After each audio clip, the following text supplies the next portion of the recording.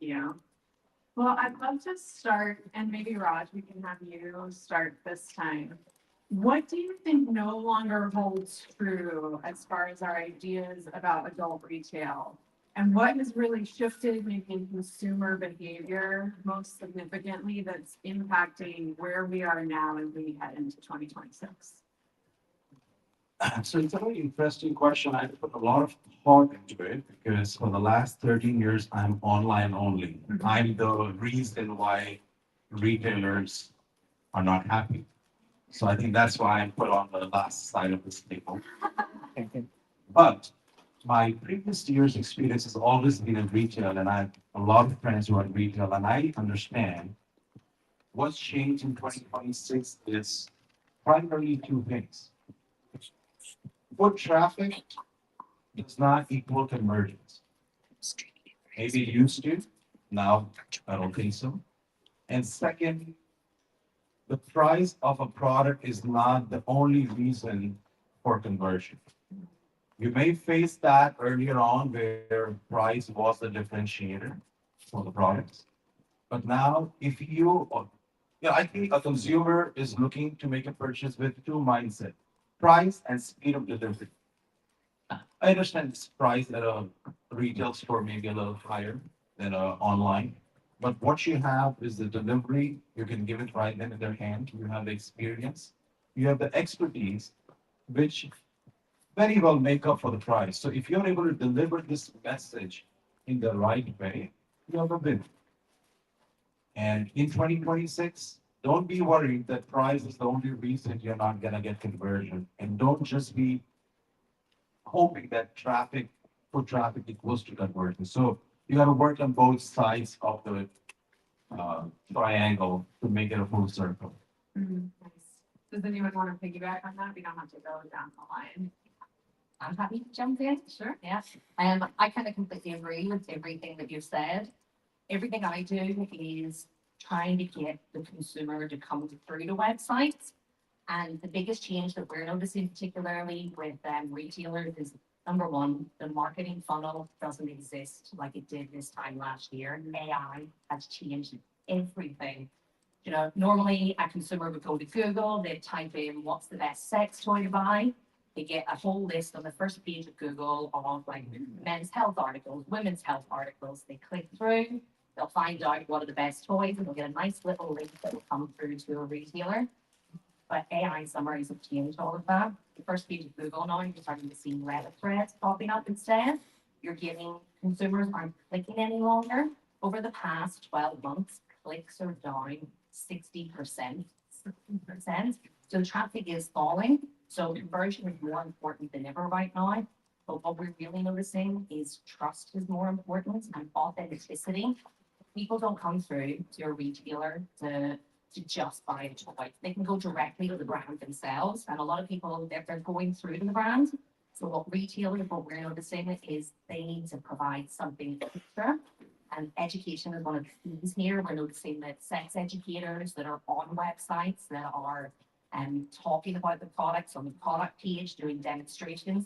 This is really helping with the conversion rates for retailers. So everything that we're noticing now is forget the marketing funnel. Think about this omni-channel approach and think about essentially a big web. Where are the consumers? Where are they actually finding out about the products? And how are they going to come through to your website? For us, we realize with retailers, it's about showing your expertise. It's about letting the AI summaries know that not just are you selling a product, you are providing valuable information to the consumer as well too. You're giving them something special when they come through. You're building a community on your website. So for us, that's the biggest change that we're noticing. I'd like to add a couple of things. I think our consumers are, some of them are still like, a vibrator's gonna make my service too sensitive. You know, we've still got people like, my husband will never let me use a sex toy. We've got that kind of lagging crowd. We have some massive early adopters who are like, what's the toy for neurodivergent sex? I've got penile atrophy. What do I do to reverse it? Do you have quantified intimacy products? Like, it's become is we move from life stages into cohorts with problem solution needs that need to be addressed. So that combined with, the consumers really looking for something beyond speeds and feeds, with the manufacturers still stuck in e-commerce pages that look like they were built a decade ago. The retailers have an opportunity to close that gap, but they're so competitive with direct sales, Amazon, et cetera, that it takes really deeply understanding the consumer psyche to be able to lend the level of knowledge that's going to be required for the customer who comes in with a problem, or the customer who's looking for an opportunity. Because I also think that a really big opportunity, probably the one that I am most excited about, is what I would call agentic sex tech, adaptive toys, and remote play. And, I went to a dinner party recently, a fancy dinner party, and every person who had introduced themselves around the table had, I live in Bali part-time, so I live in Dubai, and I have a little flat in London. And I'm like, I know you're fucking up people in all these places. Like, how are you managing all this? It's really changing and becoming considerably more complex to meet the customer where they are and understand if they're looking for opportunity or they're solving pain. And also just to finish the question about sex tech, I know that for many retailers, it's still kind of something uncharted territory. Sex tech, something that is interactive and interacts with the whole video or the art. But if you look at statistics, 1 in 3 men in the United States by the end of 2025 who owned a VR headset was already watching VR porn once per week.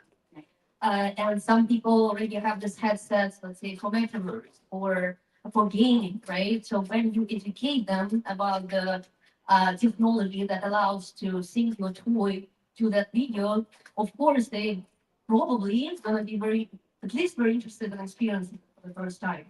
But also, in addition to that, I'd like to add that we also need to take into consideration the reality of the economy and recession economy. Yeah. And we cannot rely on the same foot traffic as in 2021 or 2022. We cannot compare targets this year to target of the last year that was based on the target of 2021, when so much money was injected into the economy, which caused inflation. And of course, you have the interest rates going up, the consumer spending slows down, and all of these customers, they feel it in their own pocket like any of us. So retailers have to have a goal, not just to sell it to people who come to the store, but to find new customers, to reach those new customers. Especially in the United States, you are still the biggest economy of the world. You are still the biggest GDP. You are still the biggest society of consumption, right? But some stores might have like 5 people coming to the store like per day, right? And again, those stores don't usually have billboards or social media or anything because they're just comfortable. They're comfortable because they've been historically making good money. But now it's time to get more creative and have a goal of how many new customers we want to attract monthly, quarterly, and yearly, both online and offline. I'd love to pose this question because I think we're kind of naturally gravitating in this direction. And I'd love for someone who hasn't spoken yet maybe to jump in first on this. So we have this buzzword actually in the description of the panel, omnichannel. I've heard it mentioned already once. And this idea of like gathering new customers. So what does an omni-channel approach actually look like maybe for your particular business or where you've seen success, given the constraints that the adult industry faces? How do you choose the channels where you're going to put your efforts? I'll go.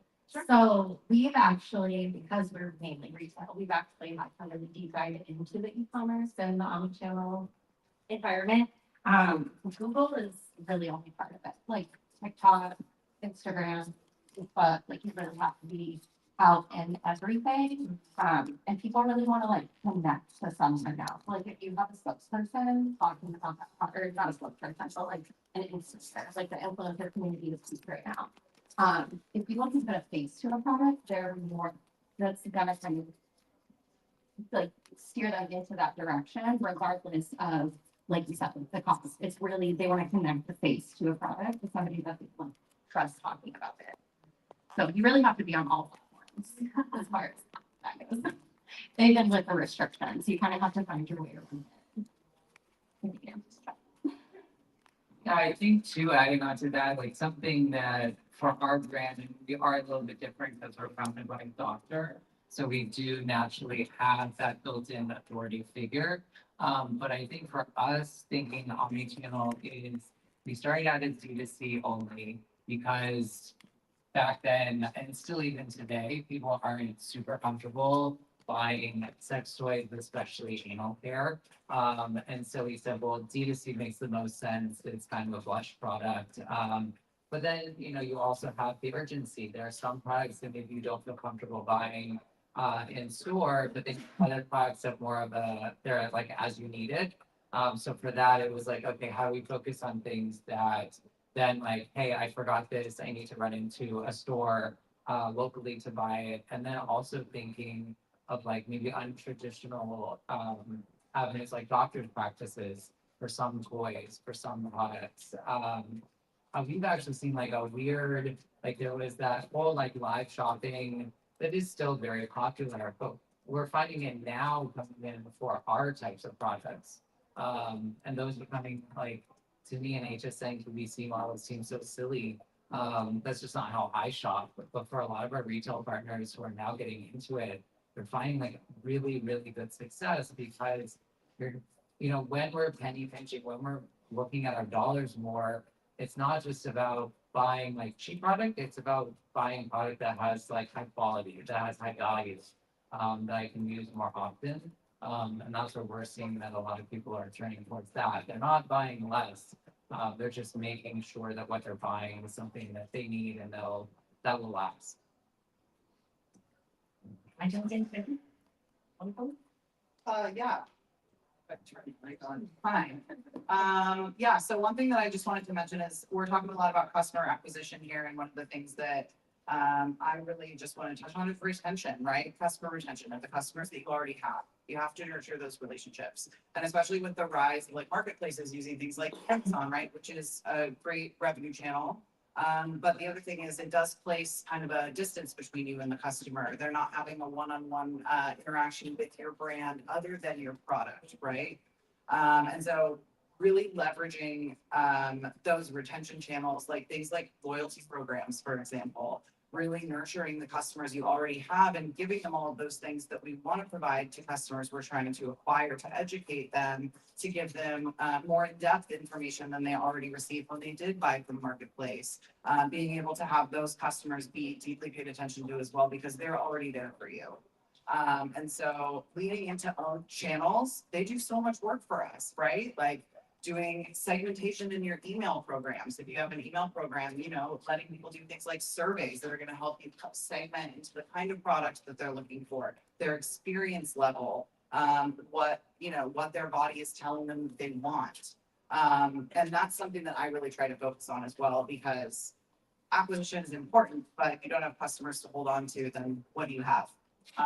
So that's my one to say. Yeah, on top of that too, like whenever we talk about omnichannel, you know, we think about, you know, the funnel is gone or it's fractured now, and it's almost like a big web. We have people are consuming content constantly. We're constantly on our phones, we're constantly scrolling, we're on YouTube, we're on TikTok, we're on Instagram.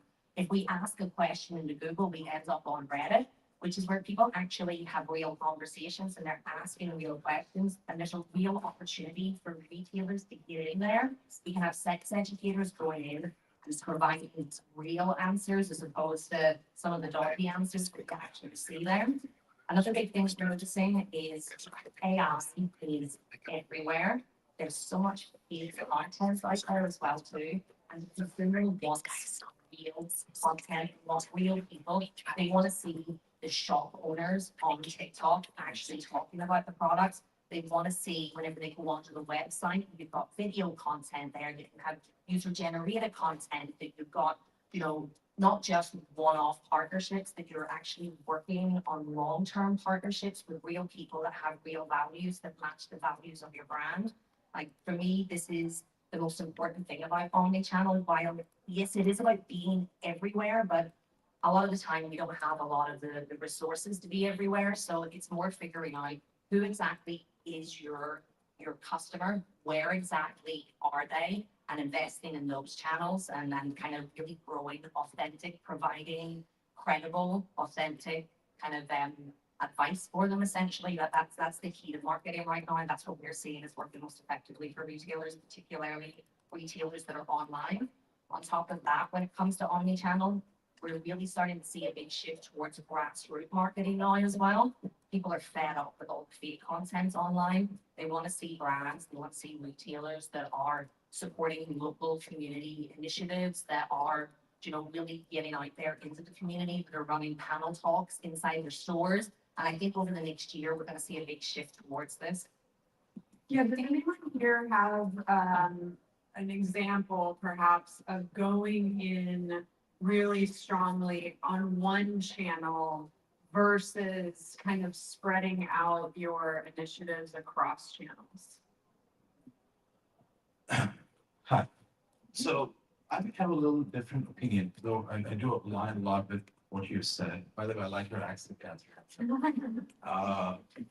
I think omni-channel for a retailer is different than what an omni-channel would be for a brand, right, or a manufacturer. Since this panel is about retailers, omni-channel is probably not about being everywhere, but I think it's more about being connected and in sync anywhere you are.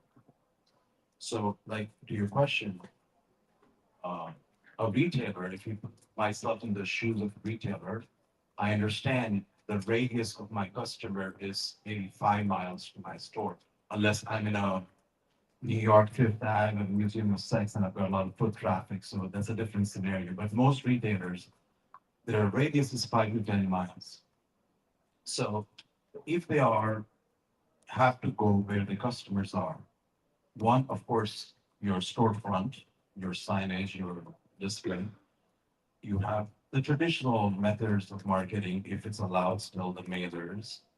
But even if you're incorporating social media, yes, you should have the content that's coming because the social media algorithm also shows you content which is localized. So there's a chance if somebody was talking, oh, hey, I gotta get a vibrator, and your Instagram heard it. So next time it's gonna show you a video about a vibrator. It's probably from one of the local area stores. Have a great presence on review sites, Google Maps. And I'm telling from my own experience, if I'm going shopping, Google Maps is one place I'm gonna now go, even though I know there's gonna be a lot of non-organic reviews, but you get a good feel. Other places where people are talking Reddit, you know, if I'm going to a retailer store, I probably won't have time to look up on Reddit. If I'm online shopping, Reddit influences the results I see on Google or ChatGPT. But if I'm a local customer walking to a retail store, how to get to my attention is either through that local social marketing, presence in all of the local platforms like Google Maps, etc. Maybe a Yelp, Yelp listing is also great. I know it's for restaurants, but they have for other stores as well. And have the same information, same brand, retail personality, persona everywhere. Even if your founders are talking about it, they're giving a story, but if a customer calls the store and speaks to Steven, and he's talking a different kind of story, then there's a disconnect. So narrow down your region and go full on in that and consider that as your only channel for retailers. Just to add, as an old warrior who visited a lot of stores all over the country, I have noticed a very interesting thing about consistency of this omnichannel, right? Because some stores, for example, they would have a corporate name, and then they would have 10 stores under different names. So the customer would never figure out that this belongs to the same business because there is no consistency in the message. One store is more like male oriented, another store is more like couple friendly, and then you go to the website and it's something completely different from everything that you visited.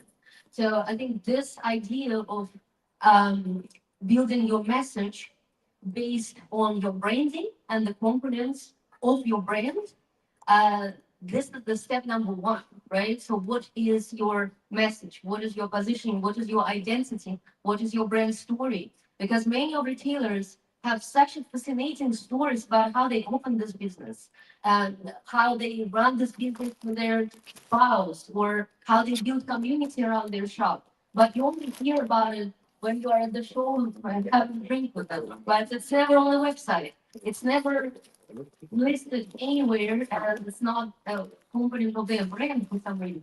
But it would have become so much stronger if we were starting building this website from this brand story.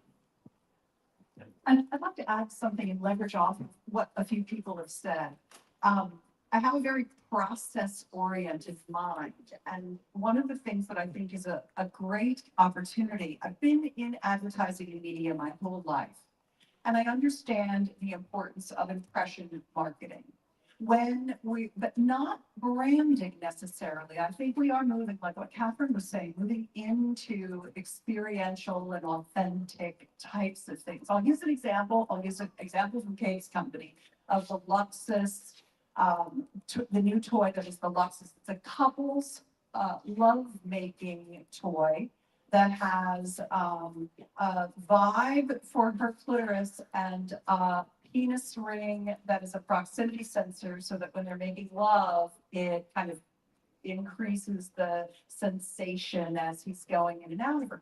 That's a really interesting product that that a brand like Luxus Kiiroo could take a group of sex educators, have them all do social media consistently over a 6-month program, that then the retailers are very aware of this program, and all of the social media is not just the sexpert and the brand, but it's collab with the local retailers.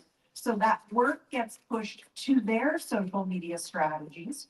They also could have in-store videos that showcase like why you want to toggle the sympathetic and parasympathetic nervous system and get a little sciencey and talk about the experiences and invite those experts to do couples workshops and showcasing the top 5 couples toys, things like that, where it's longer term, it's a more thought through strategy. It integrates manufacturer with sexpert with retailer in a consistent drip system so that you're getting a lot of impressions across the marketplace over time. I think that this omni-channel issue is going to continue to just be a grunt for all of us. Like, we're just the one-armed paper hanger trying to get it all done everywhere all the time. It's killing us. We have to take a step up to the next level with some strategic executions that integrate the entire ecosystem so that consumer, if I need look, that thing I heard about 3 times.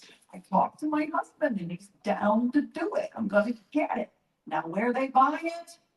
With affiliate tracking, disaster, GDPR, cookie banners, retail versus direct to consumer. I mean, I don't have an answer for any of it. We just got to do what we can do to drive sales through to consumers together more collectively to rise the tide. I think that's really where we are now. The word that's coming to mind as you all are talking is, how do we create synergy? So I'm really interested in spaces or initiatives where you've found perhaps there's the synergy between the in-store and the online experience, or even just the synergy between the messaging and then the embodied experience that the consumer has. And you know, if there's some fails that anybody wants to share, that's fine. So we've definitely at Fascinations, we have rolled out our pickup in store because during COVID, that was the hottest thing. They were like, why can we order and pick up? How do we order and pick up? We don't have to come in. So that's definitely been, we weren't really fully understanding the need for it. So definitely really good that we rolled that out. And then kind of letting the economy talk. We really focused on like, is it the promotions that are bringing the customers in, or like what is really like, what's bringing that online customer in store type situation? And really it's just connecting, kind of going back to what everybody said, it's connecting a face to something. Like I have customers that they'll bypass all the battery operated, cheaper, discounted toys. And because there's a face that they trust or somebody that they see speak about experiences or something, like they're willing to spend that extra money. So yeah, going back to like connecting the face to it. But yeah, pick up in store, like that was something, that connection between like people are shopping online, but they still want the in-store experience. So it's kind of happy to be careful. Yeah, one of the things that we noticed as well too is a lot of retailers have excellent like in-store staff. They're great educators. People come in with genuine personal problems. They're discussing it with the store staff, and it's working. But a lot of the times it's not translating across. The story's not the same whenever it gets onto the website. A lot of the times we notice that retailers will use generic product descriptions on their product pages. They're literally just taking the product description that the brand gave them. They're using the same images that the brand has given them, and they lose that brand story whenever it gets down to the actual point of sale on the website. So it's really important to make sure that your brand story is consistent, not just across your social channels and in your store and on your website and your newsletter, but also that you are putting the effort into that final point of sale as well too, and that it represents your brand and that you're educating people there as well. You can have, videos of experts explaining more about the product. Your in-store team can do little videos. They can be shared across your social channels. They can be shared out in your newsletters. Anytime you get some good PR coverage, it can be put up on your product page. It can be put out in your newsletters and shared across your social too. So for me, it's making sure that you're using your channels, that you're telling the same story across all of your channels, and that most importantly, your own channel, your house, as if you want to say, like when people come through your website, they're coming through to your home, making sure that it is really telling the story that the team of the stores are telling as well too. I think also to that point, like I was just telling you, and like we pride ourselves on creating all this content that's readily available to our retail partners. But funnily enough, like to your point, like we have some retail partners that take the extra time to re-photograph all of our products that are so consistent with their brand. And then they actually also introduce some photography that they just like from us. And the ones that are in their own photography perform better. Because I think it's that consistent, because if you're scrolling through hundreds of products and you see all these ones that look the same, and then like a few that are like, oh, this is clearly not like from this store, like it does tell a very different story. Yeah, so the last thing that I was just thinking about too is just that synergy between retail and D2C is often, retail can be the confidence transfer and D2C can be the relationship builder. There's a way that you can combine those two. And, there's a lot of people that do walk into sex toy stores and they don't know if they're going to buy something, right? And they may need to be asking you questions, general questions about sex toys that are going to help guide them when they go to your D2C store, right? And having, like you said, the face to the name, right? Having someone in front of you, even if you have like a live chat on your website, which is great, by the way. So really, it's something that a lot of websites really like benefit from. Having a person in front of you is very different. And even that alone can just make people feel confident in your store and being able to go onto your website and feel more comfortable with the people that they're benefiting, right? And understanding what your mission is firsthand when they're in front of you. So just the synergy between retail and D2C, even if, one will always do better than the other for you, right? But you can always have them work together. And even if someone walks out of your store without making a purchase, you're not gonna convert everywhere, right? Like, that's not gonna happen. I mean, I hope it does. I hope that everybody converts everywhere. But, you know, it's just, those two things can work together, and you can hold their hand through their experiences from the store or from your GC space as well. I'd like to add one more thing too. Now, I have a bias because I've been a newsletter marketer for 20+ years. That's the basic way that I generate my revenue, is I send out my newsletters 5 days a week. And I have a number of different newsletters. I've got Personal Life Media, Better Lover, the 20, I've got 2 Substacks. I am an email marketer. So obviously I have a bias, but I'll tell you something. When I tell good stories, when I provide solutions, when I generate opportunities, I consider myself an inspirational brand. And that's what I'm trying to do all the time with every story I tell. And every story I tell is an opportunity to purchase from me. And I have people who have been on my list for 20 years. I have customers who I get an email from their child saying, my parent has passed on. And I'm like, I knew that, right? And so that repeat relationship where they're opening up every story I send out, every opportunity to buy, that's how I've supported myself and 20 people in my company for decades. Email marketing is not dead. And if I had local market, luckily I'm a mass market brand, which is great. I don't have to worry about local market so much. But if I were local market, that would be my #1 strategy. We'd be getting everybody's email address and telling stories about the products and the opportunities that are created using them. And I would mail 3-4 days a week.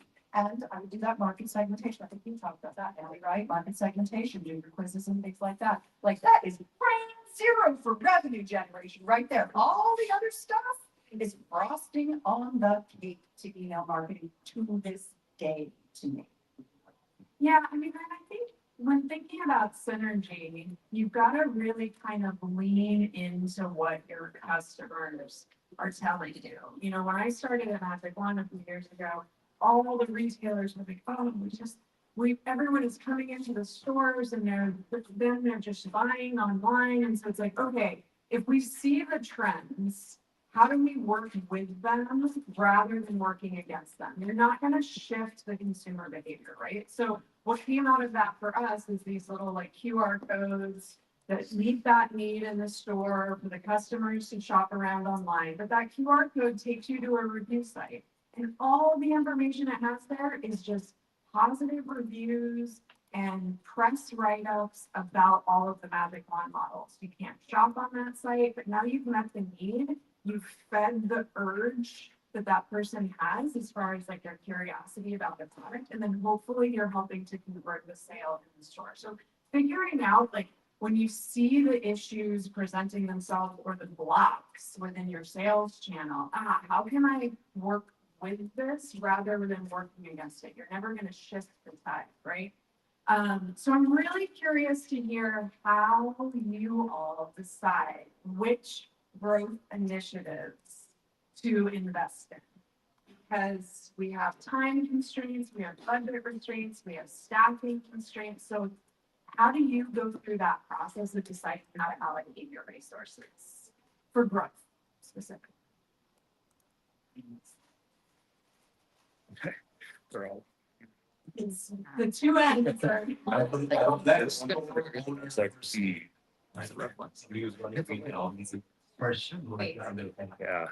is a thing. So how do you choose your growth initiatives? How do you decide how you're gonna allocate your precious resources? So, I mean, we definitely look to see like what has performed well in the past. Like we want to repeat patterns, kind of keep up with like the trends and stuff like that. But honestly, kind of like risk before reward. Like this year, we're kind of like risking on ourselves and we're putting ourselves on the Color Daddy podcast. So we're really hoping to see like a good turnaround. I mean, you just kind of have to put yourself out there. Like you have to risk it and risk it. Like obviously you want to look at your budgets and allocations and do what works with you, but you also have to try new things as a retailer. I just have one thing that I wanted to say really quick is, thinking about the growth aspect of this and thinking about revenue and all of that. One of the things that I focus on in my prep right now for having my products manufactured is the overlap of trust and revenue here. Like, our customers need to trust us, right? And having things that are going to compound those two things are what we, for example, having educational classes, right? Having something where people are gonna come in, they'll maybe take a cover, but they're gonna learn and they're gonna walk away with your brand, right? Like, they're walking away with that trust that you have educators here that are giving you valid information, and being able to have that overlap into a revenue driver. So I honestly, a lot of my growth initiatives are based in emotional navigation for my customers, and just focusing on that aspect of it as well. Where do our customers need to be supported that we haven't supported them in the past as well? Yeah. After you, King. All right, so I think first of all, we have to ask ourselves a question: is this initiative gonna benefit long term, 2 years from now, 5 years from now? And the same goes for cuts that we make. It should not be like emotional decisions, right? But if it's online, of course, doing everything to make Google's life you, whether it's backlinks, sale, but when it's so I'll let you take that part. But in terms of brick and mortar, investing in your staff, investing in motivating your staff, investing in educating your staff, I think is a top priority. Because if your customers didn't need this conversation, if they didn't need to talk to the salesperson like they talk to an old friend, they would have bought it from Amazon for cheaper, right? So meaning we have to make sure that people who are on the sales floor, who are talking to your customers, know exactly what they're talking about. They can make them feel relaxed. They can make them feel safe and welcome. So I think there is never like a limit to how good it can get. You can have different programs. You can have spiffs. You can reach out to manufacturers. You can reach out to your vendors to put together a calendar plan for the entire year and just have like each month or I don't know, like every 3 weeks. But you will see how the profits grow like dramatically. Raj, you wanna jump in on this? So I think we're all kind of converging to the idea of what's going to work for the retailers. And we also mentioned about Amazon. So somewhere I read that Amazon, the reason why Amazon is successful is because it's solved for two things: price and speed of delivery. However, when a customer is walking into the store, no Amazon's gonna help them with the speed of delivery. The product is right in front of them. So this is the case for all retailers. Nothing can replicate human connection. So the whole conversation about education, brands, founder's storyline, and your sales staff incorporating your information and background with the customers is always going to be the winning card in each instance you are interacting with the customer. To summarize, I think every retailer, if they have limited energy and they have to decide what they have to focus on, you still have to think global but act local. So you could fascinate. I want to have the website that has the large amount of traffic. I have a social media following with influencers, collab, this and that. But what's going to matter is your 5 to 7 mile radius, the customers that are in that area, and what will connect with them. So what, even with omnichannel, as we said, be connected. Everything should be in sync. Whatever your brand represents should be in sync. So when that opportunity arrives, the customer gets converted from the same story that they originally got interested in. Just so we can stay on time, and not Susan, maybe you can start with this last one. What do you see as the biggest opportunity in this coming, let's just say, year, that adult retailers have that say the Amazons or the big box stores really can't leverage? Like, what are those opportunities? Yeah. I'm gonna just say one short thing from the last question, which is I think about my business as traffic and conversion. That's what I'm focused on. I'm always focused on where am I getting my traffic and how do I get more traffic and how do I improve my conversion. So from a data-driven business, I'm looking at my analytics, I'm looking at sources of traffic, and I'm looking at conversion optimization, I'm looking at revenue and earnings per click. That's my metrics. I don't know, what yours would necessarily be, or, the average order value of a customer who comes in the store, what have you. But that's the lens through which I look at everything. I trim what isn't there and I put effort into what's working, and it's constantly changing. So I think that's important. The second thing is that I think the biggest opportunities are to do explainer and erotic adventure content experiences for consumers. So understanding that we have people who think about themselves as being in perimenopause, or who think about themselves with erectile dysfunction, or who think about penis pumps. My God, that's a giant opportunity. If you don't know everything about vacuum erection devices in your stores right now, like that's right there could add 20% more revenue in your business right now. And then I would say definitely sex tech. The products are amazing. The apps, consumers need to see how the apps work. You need to tell them stories about what fun they're going to have with the products. That's really what I think will move the needle, is understanding the cohorts who you're talking to in your market and how you can meet them with erotic adventure. I also think about this all the time, what you were mentioning about how your consumer's body is going to change over the time that they're with you. Like, we don't talk about that all the time. I'm a trans person. I've done physical transition. I've been out for 20 years. However, I'm also in perimenopause. And some people have mobility changes, right? Like, some people do develop ED, or changes in the way that they have an erection, it changes in the way that they have an orgasm, all of these things, right?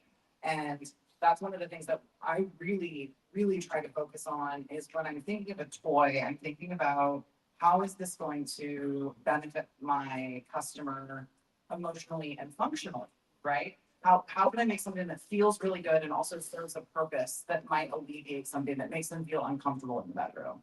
So for me, what that means is designing toys that are applicable to more than just one specific kind of body or one specific kind of body shape, that can live with my customer from the time they buy it until they're not using it anymore. I want to have a toy that someone can buy and then physically change their body somehow and be like, great, I still have tried and true. It's still here with me. And also, speaking about opportunity, this is a little bit more nuanced than marketing opportunities and some of the stuff that we're talking about here that's a little bit more business focused. But binary merchandising in our industry is something that has been not, for me, my personal preference, not moving as fast as maybe it could. One of the things that I love to talk about is just talking about the kind of language that you use. It's very simple. There's simple changes that you can make to language. Now, sometimes you need to do a little research to figure out what's going to be the right fit for your customer.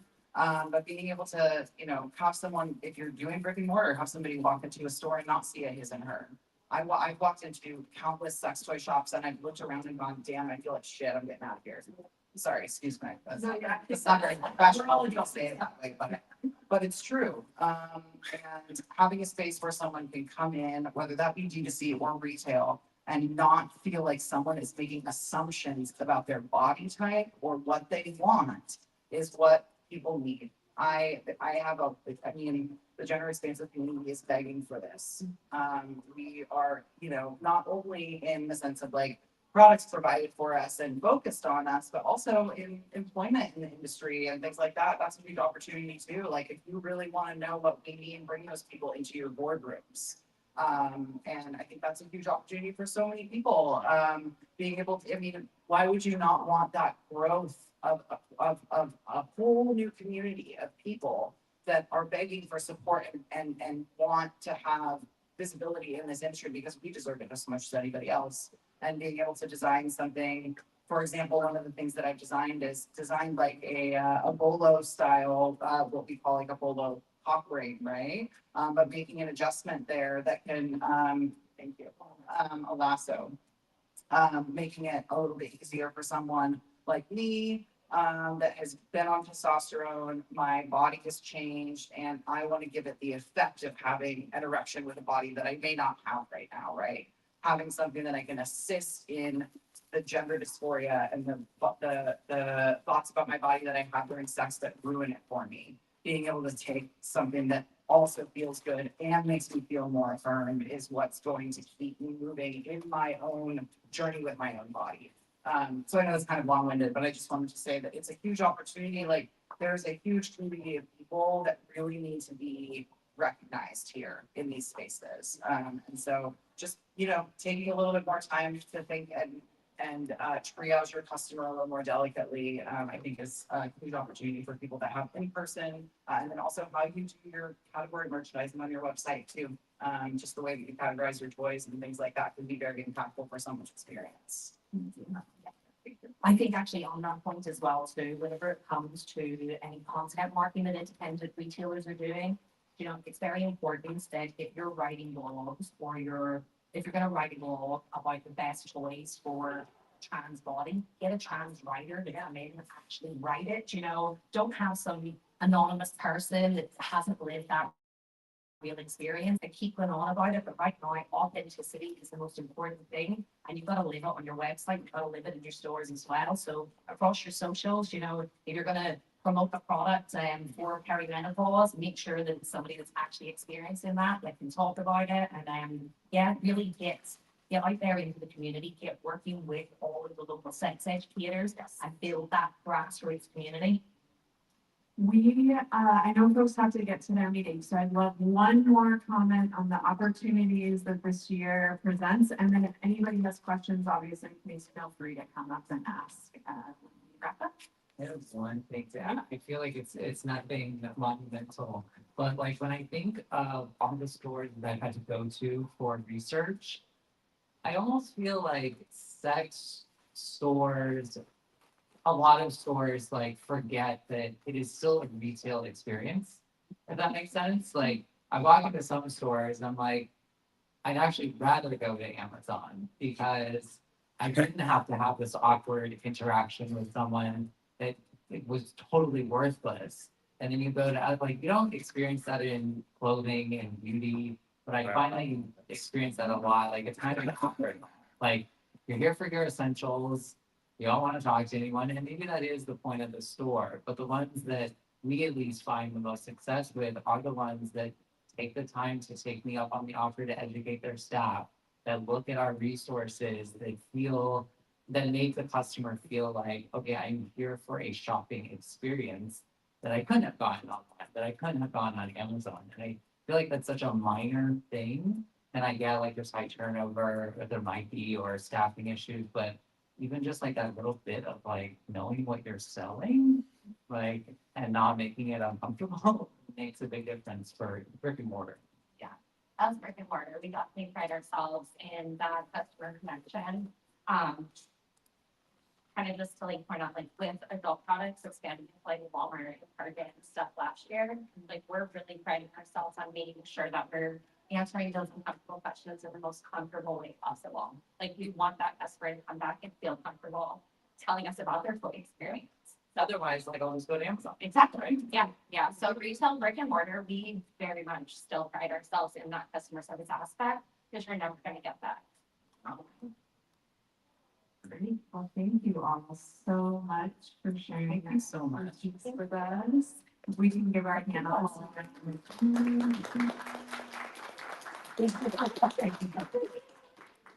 And like I said, I don't think we have time for any group questions, but please feel free to come up and ask any burning questions you have. And I can always take a.